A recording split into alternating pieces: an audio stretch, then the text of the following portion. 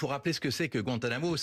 D'abord, c'est à Cuba, c'est pas aux États-Unis, donc c'est une enceinte extraterritoriale, donc qui est occupée par les Américains, aux grandes dames des Cubains, et c'est une base militaire qui, en fait, servait de point de détention pour les terroristes d'Al-Qaïda.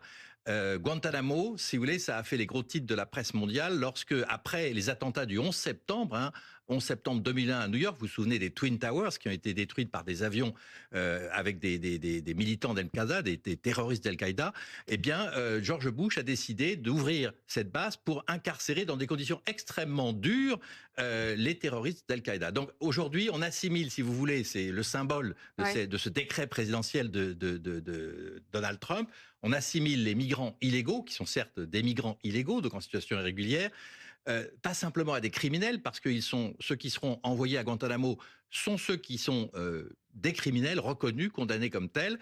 On les assimile à des terroristes. C'est là le pas franchi, si vous voulez, symboliquement. Il faut rappeler que à la fois le président Obama, le président Joe Biden avaient voulu essayé de la fermer, sans succès.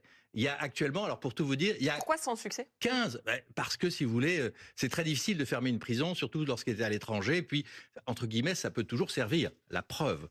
Et donc, finalement, donc il n'y avait pas de réelle volonté politique derrière. Il y avait une résistance de ce qu'on appelle l'État profond américain.